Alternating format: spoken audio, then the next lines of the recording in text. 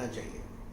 वास्तु की दृष्टि से आपके पास एक ऐसा घर होना चाहिए जो आपके जीवन में खुशहाली लाए, आपको प्रोग्रेसिव बनाए। तो कुछ बेसिक चीज़ें आपको ध्यान रखनी चाहिए जब भी आप कोई घर खरीदें।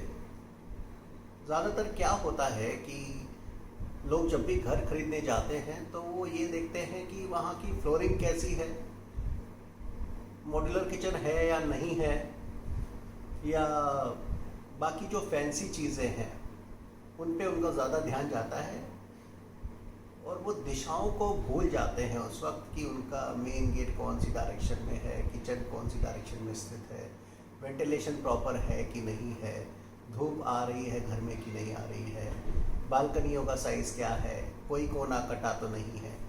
इन सब की बजाय वो बाकी चीज़ों पे ध्यान देते हैं।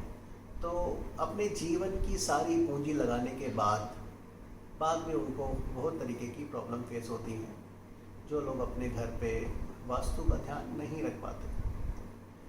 तो आज मैं आपको कुछ बेसिक चीज़ें बताऊंगा, अगर आप उनको ध्यान में रखते हैं तो आप एक अच्छा वास्तु आधारित घर खरीदेंगे और जो आपके जीवन को सुखमय और खुशहाली से भर देगा। पहली चीज़ जो आपको ध्यान रखनी है जब भी आप कहीं पे विज़िट करें तो आप ये देखें कि जो भी फ्लैट आप खरीद रहे हैं उसका कोई कोना कटा तो नहीं है। जी हाँ, कोना कटा होने का मतलब क्या है कि उसका जो शेप है फ्लैट का वो रेक्टेंगुलर है या स्क्वायर है, या इसके अलावा उसमें कोई कट लगा है। कट लगा है जैसे यहाँ पे आप देखें कि मान लीजिए एक कट इस तरह से लगा दिया किसी ने। मैं इसको समझाता हूँ आपको कि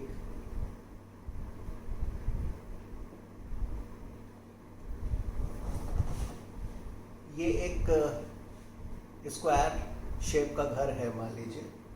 अगर डिज़ाइनर ने, आर्किटेक्ट ने इस तरह से कोई कोना काट दिया है बालकनी का निकालने की वजह से या कोई और डिज़ाइन बनाने की वजह से, तो ये दोष, वास्तु दोष उत्पन्न हो जाता है इस घर में। अब जो आपको मेन चीज़ ध्यान रखनी है, पहली कि कोना कटा ना हो। हाँ, अगर डिज़ाइन में आपको देखना ही है कि पूरा स्क्वायर या रेक्टेंगुलर नहीं मिल रहा है तो सिर्फ एक ही कोना अगर कटा हो तो ही हम उस घर को ले सकते हैं। इसके अलावा 3 कोनों का हमें विशेष ध्यान रखना चाहिए। ये कोना, अगर ये कोना कटा है मान लीजिए,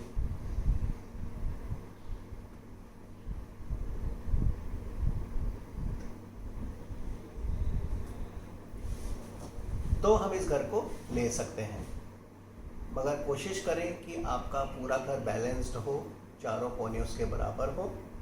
तो इसको भी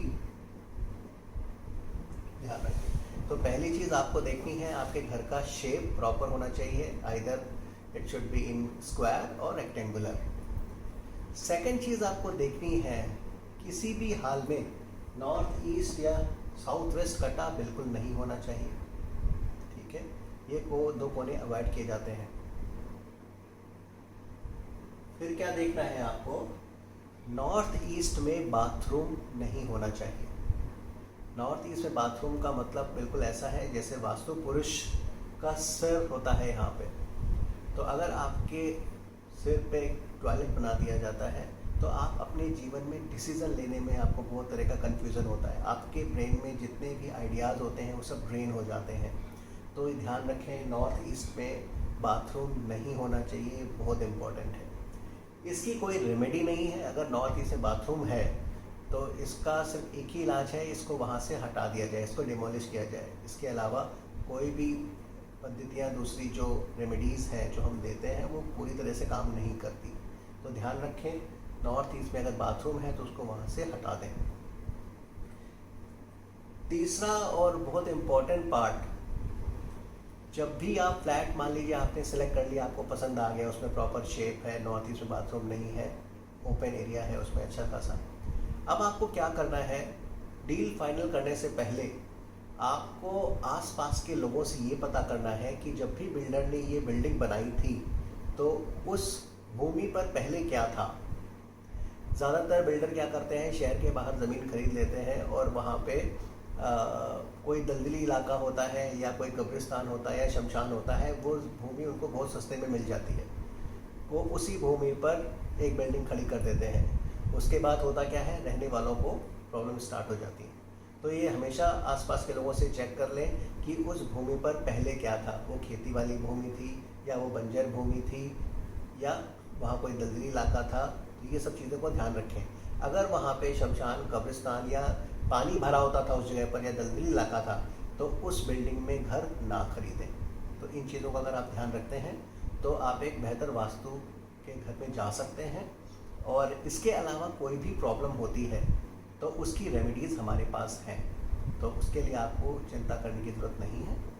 आप जब भी अगर कोई घर प्लान करने की कोशिश सोच रहे हैं तो आप अपने घर का जो लेआउट है वो मुझे भेज सकते हैं। मैं आपको उसे देखकर बता दूंगा कि ये घर आपके लिए उपयुक्त रहेगा या नहीं रहेगा। नीचे आप कमेंट सेक्शन में लिख सकते हैं या मेरा ईमेल आईडी और कॉन्टैक्ट नंबर लिखा है, आप वहाँ पे मुझसे संपर्क कर सकते हैं। मैं आपकी उसमें सहायता करूँगा। नमस्कार।